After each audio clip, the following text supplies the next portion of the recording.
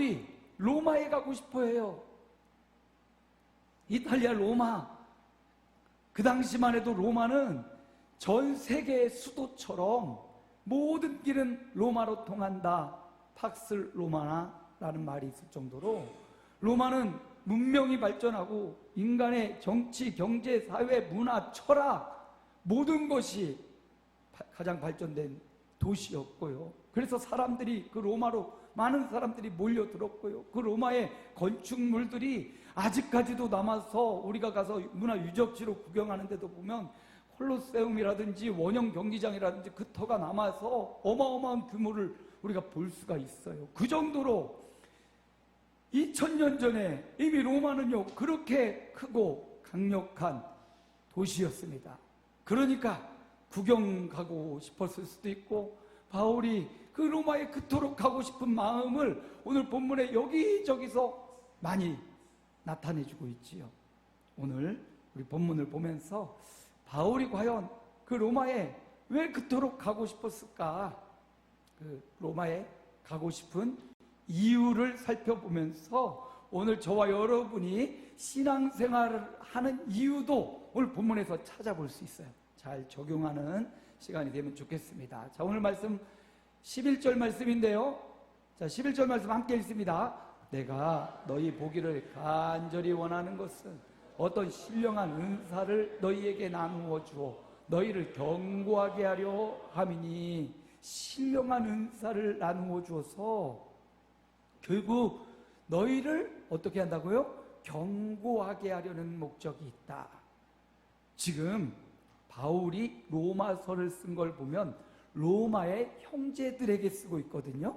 로마의 예수 믿는 사람들에게 쓴 겁니다. 근데 예수를 믿는 사람들에게 바울이 쓰기를 그냥 믿음이 아니라 견고하게 하려고 이 로마서를 쓰고 있다. 그러니까 여러분, 신앙생활 견고해지는 게 중요합니다. 그래서 바울은 견고한 신앙을 위해서 로마에 가고 싶은 거예요.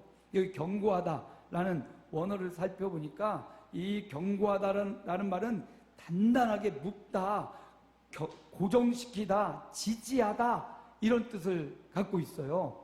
그러니까 헐렁헐렁 떨어져 나가지 않도록 단단히 묶었다라는 의미입니다. 이제 태풍이 오는 때가 다가오고 있는데, 태풍이 오면 그냥 평상시 아무런 문제가 없던 종탑이나 이런 물건들이 이 태풍 앞에 그냥 어느 순간 뜯어지고 날아가고, 미리 준비해야겠죠. 태풍이 오기 전에 조이고 닦고. 저 방수 공사를 했는데 비가 안 와가지고, 비가 좀 많이 와봐야 방수가 잘 됐는지 확인을 할 텐데 말이죠. 단디 준비하면 태풍이 와도 두렵지 않고 태풍이 올 걸 기다리기도 하는 거예요. 비 오기 전에 방수 공사하고 방수가 잘 됐나 비 오기를 기다리는 것처럼 말이죠. 요즘 너무 가물어가지고 비가 좀 와야 되는데 오늘 비 소식이 마침 있습니다. 견고하게 하려고 바울이 지금 로마에 가고 싶은 거예요. 이미 로마의 성도들이 예수님 믿습니다. 그렇지만 그들의 믿음을 더 견고하게 하는 게 필요하다는 거예요. 여러분, 우리도 예수님 믿습니다. 그렇지만 우리의 믿음이 더 견고해지는 것, 이게 주님의 마음이라는 거예요. 우리 주님이 우리가 견고히 흔들리지 않고 어떤 태풍과 어떤 바람이 불어도 흔들리지 말고 견고히 세워지기 원하시는 주님의 마음. 그래서 오늘 저와 여러분의 신앙도 더 견고해지시기를 축복합니다. 그런데 이 견고히 묶어지고 견고히 고정하고 지지하는 것, 어디에 지지하느냐가 중요해요. 튼튼하긴 하고 견고하긴 한데 어디에 묶고 어디에 위치하고 있는지, 이게 더 중요하지 않겠어요? 견고하긴 한데 세상에 견고해, 즐거운 쾌락에 아주 견고하고 세상적 욕망에 견고한 사람들이 있어요. 그거 아니죠. 사도 바울이 지금 신앙적으로 견고하게 하려고 이 어디에 묶어두려고 하냐? 예수님이에요. 이 견고히 지지하고 고정시키는 것, 바로 예수님께 단디 묶어놓고 예수님께 견고히 붙어있기를 원하는, 그래서 로마에 가서 그들을 가르치려고 합니다. 어떻게 그럼 경고하게 되는지 보니까 어떤 신령한 은사를 너에게 나누어 주어. 신령한 은사가 그들을 예수님께 꽁꽁 묶을 수 있구나, 이걸 발견한 거죠. 신령한 은사는, 우리는 은사하면 방언, 예언, 통변, 또 이런 것들을 은사라고 보는데, 여기 원어를 살펴보면 물론 그런 것도 포함되지만 은혜를 의미해. 카리스라는 은혜예요. 단순한 그냥 하나님이 주신 은혜, 사도 바울이 경험한 은혜. 사도 바울이 산에서 도적들과 또 매 맞고 돌에 맞고 죽을 뻔한 위험에서도 하나님이 그를 살려주셨잖아요. 이게 은혜잖아요. 그 삶에서 겪은 그 은혜, 하나님이 베푸신 신령한 은혜, 그걸 로마에 가서 그 성도들에게 말해주고, 그 은혜가 로마의 성도들을 예수님께 딱 붙어지게, 경고하게 붙게 한다는 거죠. 그래서 바울이 신령한 내가 받았던 은혜의 경험들을 로마에 꼭 가가지고 나누고 싶은 거예요. 그것뿐만 아닙니다. 그 은혜를 나눈 거에 더 나아가서 12절 보니까 함께 읽습니다. 이는 곧 내가 너희 가운데서 너희와 나의 믿음으로 말미암아 피차 안위함을 얻으려 함이라. 바울이 로마에 가면 서로 믿음을 나누면서 뭘 얻는다고요? 안위함을 얻는다. 여기 안위함은 좀 쉽게 말하면 서로 격려를 얻는다, 격려하고 격려를 받는다라는 의미입니다. 믿음을 나누고 은혜를 나누고 로마에 있는 성도들과 함께 서로 교제함으로 서로 격려하고 힘을 준다라는 의미가 있어요. 로마에 가서 성도들을 막 책망하고 너 그렇게 신앙생활하면 되겠어, 이러는 게 아니에요. 가서 서로 격려해주고 인정해주고, 이 성도의 교제를 통해서 성도들은 견고해지는 겁니다. 바울이 로마에 가고 싶은 이유예요. 그들을 예수님께 그냥 꽉 붙잡혀서 예수님께 꽁꽁 묶은, 예수님에게 견고한 사람이 되게 하기요, 은혜를 줘야겠구나. 은혜는 어떻게 받습니까? 말씀과 기도를 통해서 받는 거잖아요. 말씀과 기도에 더해서 성도들의 격려는요, 강한 사람이 약한 사람을 격려하는 것만 있지 않아요. 약한 사람이 어느 때는 보면 강한 사람을 격려해 주기도 합니다. 그래야 이 격려는 서로 함께 할 때 가능한 거예요. 교회 공동체 안에서 믿음이 강한 사람도 있고 약한 사람도 있어요. 물질적으로 많은 사람도 있고 연약한 사람도 있어요. 근데 그 서로가 다 엉켜들어서 서로를 격려해주고 위로해주는 것이 가능해지는 겁니다. 바로 교회는, 또 성도는 어떻게 견고해지냐? 은혜로 견고해지고요, 그리고 성도들의 교제를 통해서 견고해지는 겁니다. 목적이 그거예요. 목적이 견고해지는 건데 예수님께 딱 붙어서 견고해지는 겁니다. 세상에 붙거나 인간의 정욕과 세상의 욕망에 딱 붙어 있는 게 아니에요. 우리의 모든 말씀과 기도와 찬양과 우리 성도들의 교제는 한 가지 목적, 우리가 예수님께 딱 붙어가지고 견고해지는 거예요. 어떤 바람, 어떤 태풍이 불어도 흔들리지 않는 그 견고함을 유지하는 것입니다. 바울은 바로 이 견고함을 위해서 로마 교회로 가고 싶어 하고 있습니다.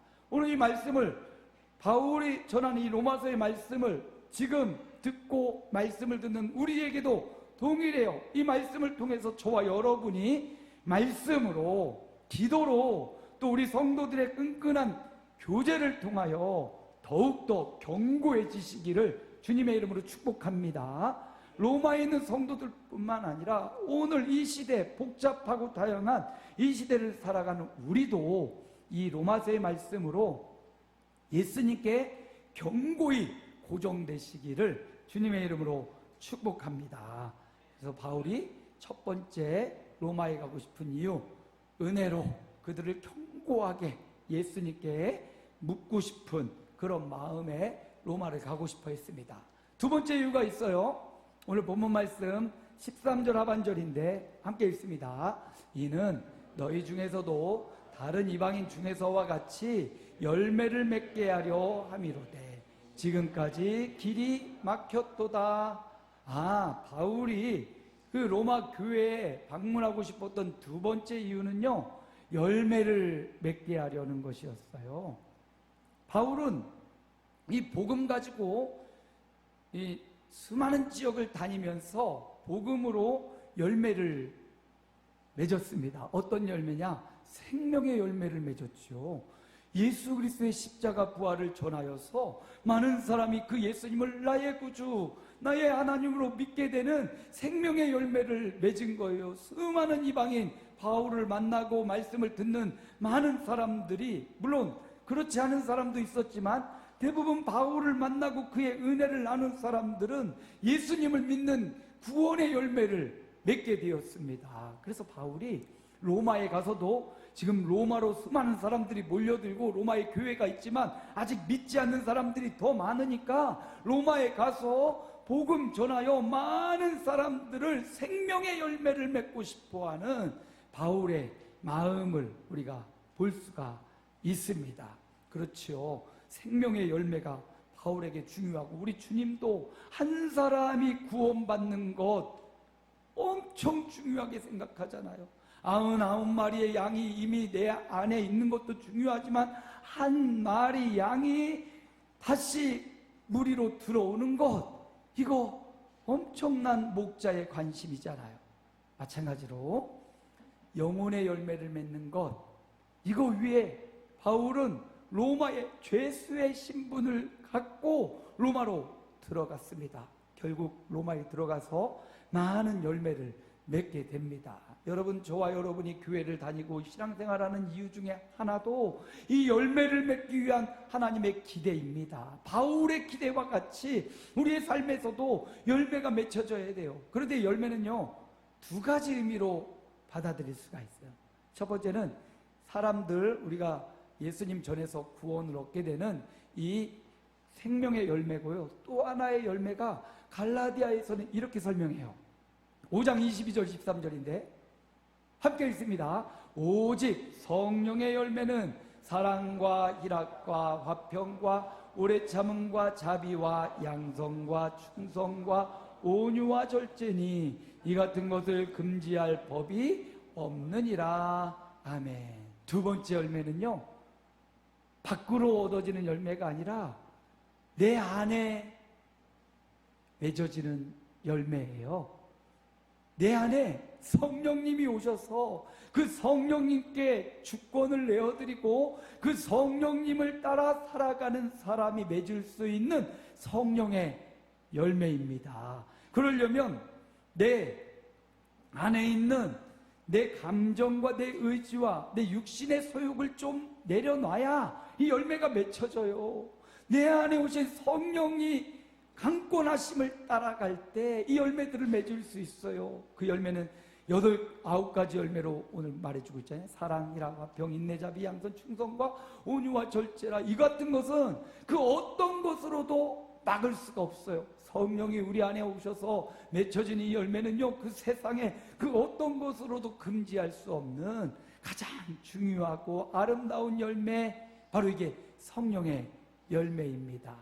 여러분, 우리는 예수님을 믿고요, 성령님이 우리 안에 계셔요. 그런데 그 성령님이 이 열매를 맺어야 되는데 우리 소욕을, 우리의 욕심과 우리 정욕을 내려놓지 못해서 이 열매를, 성령의 열매를 맺지 못하는 경우가 너무 많다는 거죠. 바울은요, 바로 이 열매를 맺게 하려고 지금 로마에 가고 싶어요.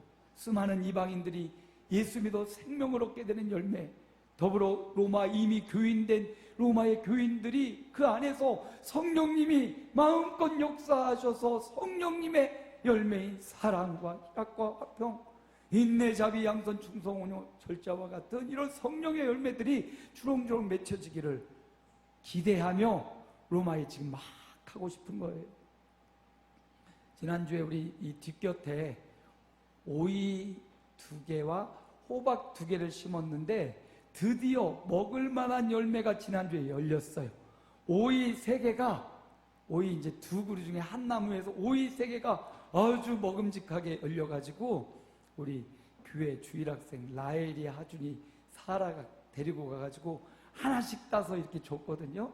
그리고 제가 아침마다 새벽 예배 끝나고 요즘 너무 가물잖아요. 그래서 조로로 날마다 고추밭에 물 주고 호박 오이에게 물을 줘요.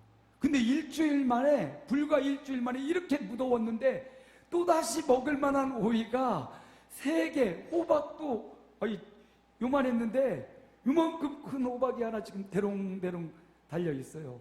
한 오이는 저게 얼마나 클라 했는데 일주일 만에 노각이 될 정도로 지금 막 노래지고 있어서 제가 마음이 초조해가지고, 야, 이거 내가 따면 안 되고 이 아이들이 일주일 기다렸다가 아이들이 딸 수 있도록 조금 천천히 컸으면 좋겠다 했는데 막 자라버리더라고요. 그런데 제가 4그루를 심었잖아요.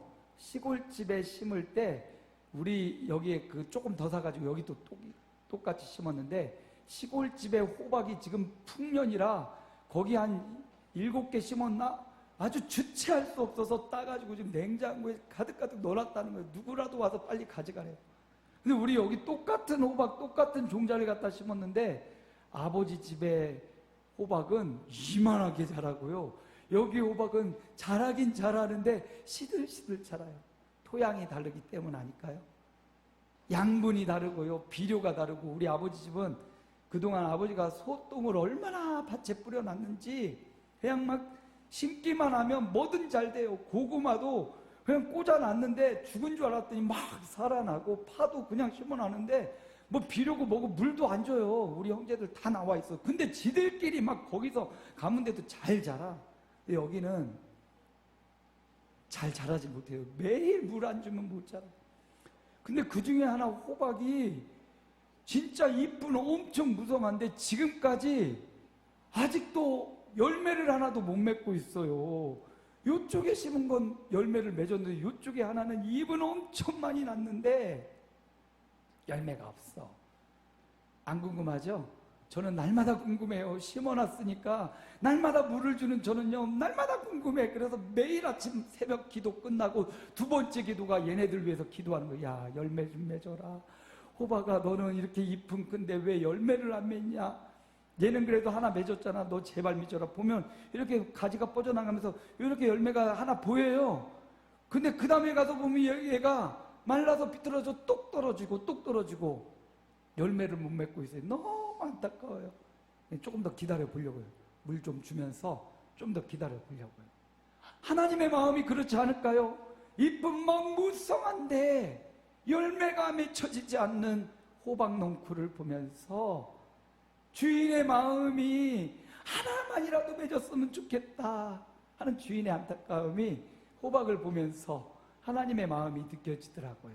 여러분, 2가지 열매가 있어요. 생명의 열매도 우리가 맺어야 됩니다. 우리 가족들, 사랑하는 부모, 형제, 또 남편과 아내, 자녀들이 예수 믿어 생명을 얻게 되는 열매를 맺어야 되고요. 개인적으로 여러분이 성령의 열매를 맺어야 돼요. 이 2가지 열매가 있는데 뭐가 더 중요할까요? 전도에서 생명의 열매를 맺는 것, 그리고 내 안에 성령의 열매를 맺는 것, 어느 것이 더 중요하다고 이렇게 무게를 가늠하기는 쉽지 않아요. 그런데도 더 좀 깊이 들어가 보면 저는 첫 번째 전에서 생명을 얻는 열매도 중요하지만 내 안에 성령의 열매가 맺히는 게 더 중요하다고 생각해요. 내가 살아야 또 다른 사람 살릴 수 있거든요. 내가 죽으면 또 다른 사람을 살릴 수 있는 기회가 없잖아요. 그래서 비행기 타면 항상 승무원들이 처음에 그러지요.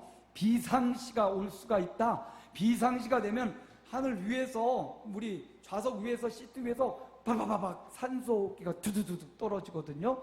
그러면 승무원들이 뭐라고 말하냐면, 옆에 사랑하는 아이가 있고 남편이 있고 자녀가 있어도 가장 먼저 그거 호흡기 떨어지면 걔들 먼저 씌우고 쓰라고 안 해요. 뭐라고 말하죠? 비행기를 타보야 하는데 그렇게 말하죠. 가장 먼저 떨어지면 자기 먼저 호흡기를 차고 이렇게 쪼이고 그 다음에 자녀들이나 사랑하는 사람 가서 이렇게 도와주라고 돼 있죠. 저는 이 원리를 보면서 내가 전도에서 생명의 열매를 맺는 거 굉장히 중요하지만 내가 먼저 살아야 되는구나. 내가 먼저 성령님으로 지배를 당하고 성령의 충만함을 이루면서 동시에 예수님을 전하는 삶을 살아야 된다. 그러면 열매는요, 내가 맺는 게 아니잖아요. 열매는 주님이 맺는 거예요. 나는 단지 전하는 거지요. 생명의 열매는 주님이 맺혀주는 거예요. 나는 도구로 예수님 전하며 도구로 쓰임받는 거고요. 그러나 성령의 열매는 내가 맺어가는 거예요. 성령의 열매는 내가 내 안에 오신 성령님을 인정하면서 내 인생의 주인이신 성령님께 굴복하고 그 성령님께 장악당하면서 그 성령님이 열매를 맺을 수 있도록 내 삶의 정욕과 죄악을 죽이며 따라갈 때 내 안에 성령의 열매가 맺혀지는 겁니다. 그러므로 여러분, 바울이 로마에 가서 이 열매를 꼭 맺어야 되겠다.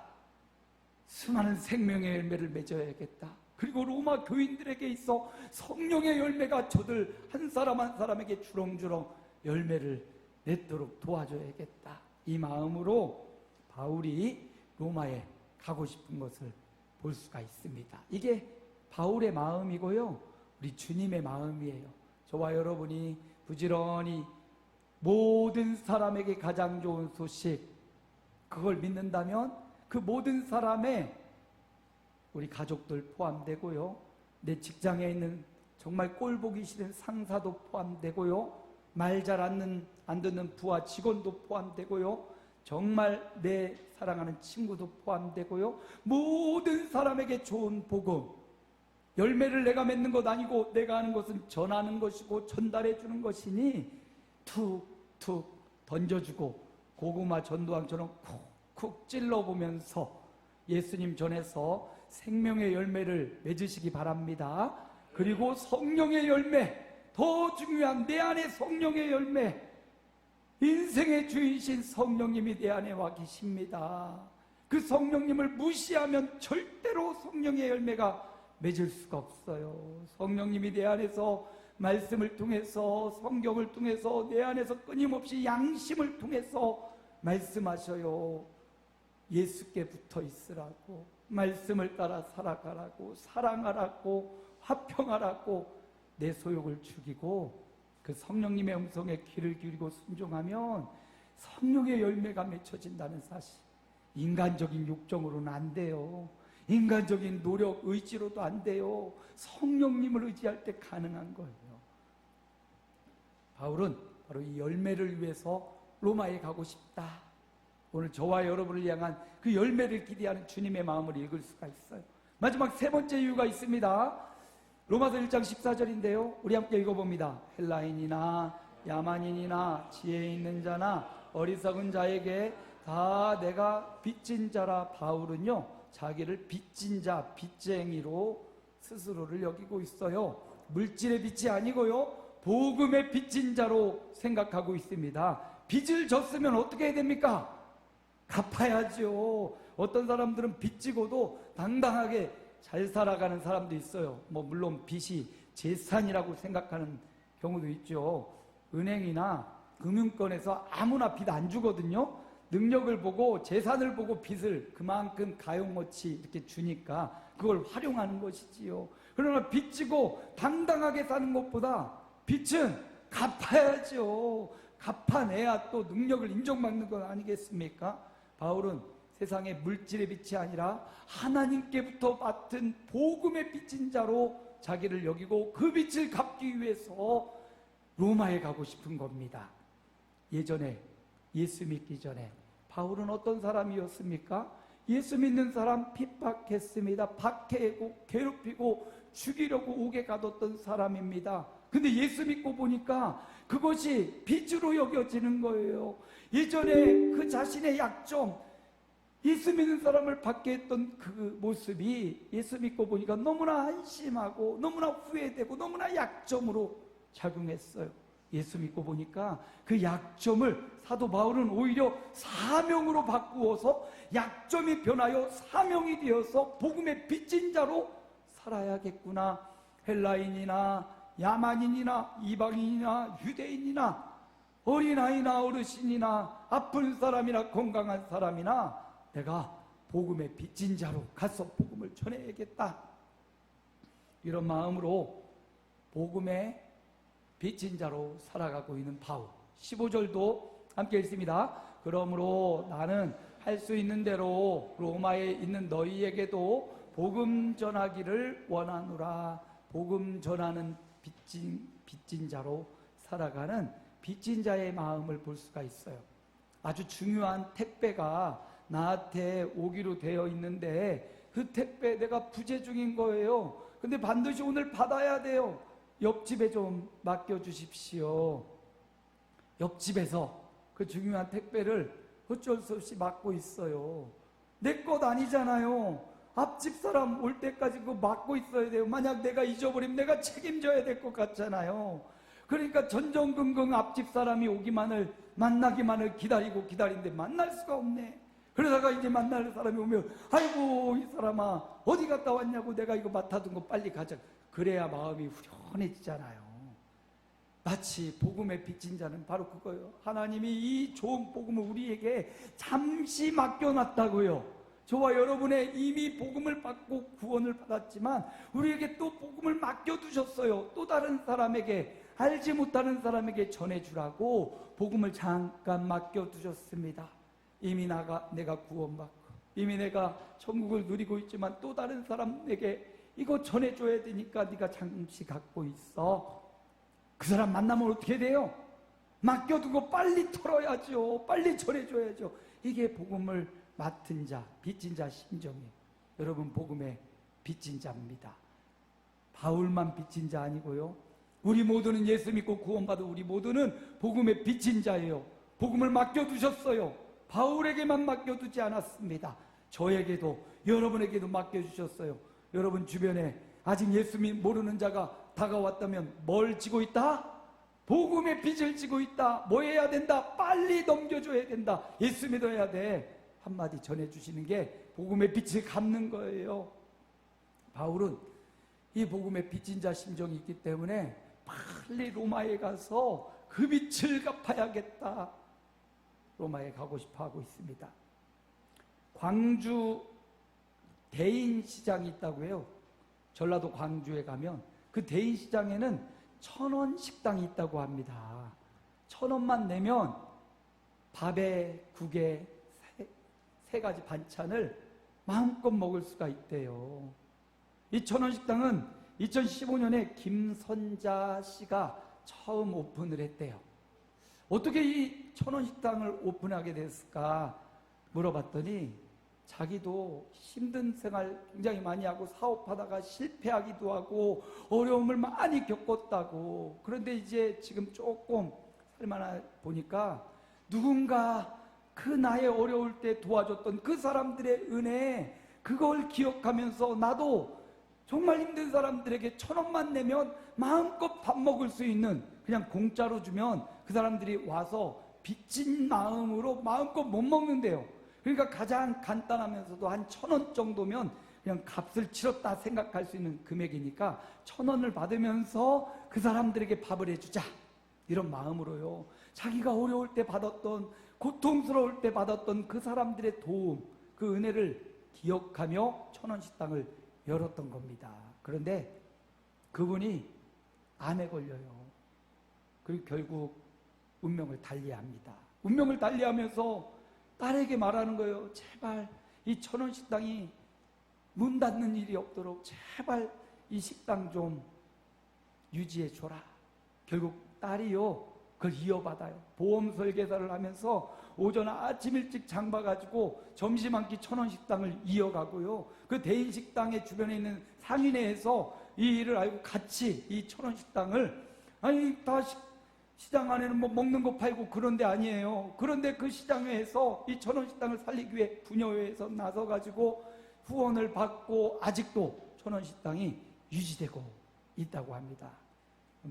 먹으러 와서 1,000원만 내고 먹는 사람도 있지만 또 마음껏 5만 원을 내고 먹기도 하고 계좌로 쌀을 후원하기도 하고, 이 1,000원 식당이 후원으로 아직까지 유지되고 있답니다. 한 사람의 헌신이 누군가 어려울 때 도와줬던 그 은혜를 잊지 않고 1,000원 식당을 내서 주변에 수많은 사람들이 1,000원으로 한 끼를 든든히 먹을 수 있는 1,000원 식당이 유지되고 있어요. 여러분, 우리 주변에도 우리도 이 주님의 마음을 알아야 되겠지요. 주님이 우리에게 주신 은혜, 나도 누군가 은혜가 있어서 이 자리에 있고요, 누군가가 아니라면 하나님의 은혜는 빠질 수가 없지요. 그 하나님의 은혜가 있어서 우리가 여기 있다면 그 은혜를 잊어버리는 자가 아니라 그 은혜를 기억하여 1,000원 식당을 내서 누군가에게 은혜를 갚으려는 이 김선자 씨의 마음을 우리도 본받아야 될 것 같아요. 우리도 복음의 빚진 자 되어서 돈 들어가지도 않아요. 큰 거 들어가지 않습니다. 마음이 있으면 되고요, 구원의 감격이 있으면 되고요, 그 말을 용기 내어 전달해 주면 됩니다. 모든 사람에게 좋은 복음이기 때문에 부끄러운 복음이 아니고요, 그 사람 망하게 하는 복음 아니고요, 그 사람을 살리는 복된 소식이기 때문에 복음의 빚진 자로 바울은 자원하여 복음을 전하는 전달자의 사도의 사명을 감당했습니다. 말씀을 마칩니다. 바울이 그토록 로마에 가고 싶은 이유, 저도 한 번도 로마를 가보지 못했어요. 가면 볼 게 참 많다고 해요. 예, 우리 권은경 권사님 작년에 올해 또 한 번 갔다 오신다고. 근데 그 막 패키지로 가는 것보다 로마의 구석구석 이태리가 볼 게 그렇게 많대요. 물론 그런 구경하는 것, 그 유적지를 방문하는 것 참 좋지요. 그곳에 수많은 기독교인들이 거기 원형 경기장에서 사자밥이 되어가면서 복음을 위해서 막 순교했던 수많은 피가, 믿음의 선조들의 피가 있는 곳이 바로 그 로마 거기거든요. 그들의 피가 로마가 국교화가 되고요, 기독교화가 되고, 그 피가 유럽을, 그 피가 오늘 우리에게까지 전달되었거든요. 바울이 그토록 가고 싶은 로마에 가서 기어코 가고 싶은 목적을 이루어요. 실제로 어떻게 했어요? 은혜로 그들을 견고하게 했어요. 하나님의 은혜로, 신교로, 교제를 통해서 그들을 아주 견고하게 예수님께 묶어놨어요. 여기 견고케 하기는요, 나 스스로를 견고하게 한다라는 의미도 있고, 그리고 이 견고하게 한다는 의미는 또 다른 사람을 견고하게 묶어준다. 두 가지 의미예요. 나를 견고하게, 신앙을 견고하게 해야 돼요. 또 다른 사람을 견고하도록 격려하고 위로해 줘야 돼요. 두 번째는요, 성령과 전도의 열매를 맺는 것. 성령의 열매를 내 안에 맺고요, 전도의 열매를 맺기 위해서 바울은 로마로 가서 열매를 맺었어요. 마지막 복음을 맡은 빚진 자로 살기 위해 바울은 로마에 갔고요, 그 일을 감당해냈습니다. 2000년 전 바울은 로마에 가서 이 일을 감당해냈지요. 2000년이 지난 지금 우리에게도 하나님은 교회 안에서 우리가 신앙생활을 하고 우리가 살면서 예수 믿고 하나님을 믿는 이유가 있다면 바로 이 세 가지 바울의 말씀을 적용할 수 있겠지요. 우리가 오늘 이렇게 예배하고 우리가 함께 밥을 먹기도 하고 함께 찬양하는 이유, 하나님의 은혜가 임해서 견고히 예수님께 딱 고정되기 위함이에요. 그리고 성령의 열매를 맺고 생명의 열매를 맺기 위함이고, 복음의 빚진 자 되어 살아가라는 하나님의 명령을 마음에 새기며 우리 주님 한번 부르고 결단 기도 하나님 앞에 드리겠습니다.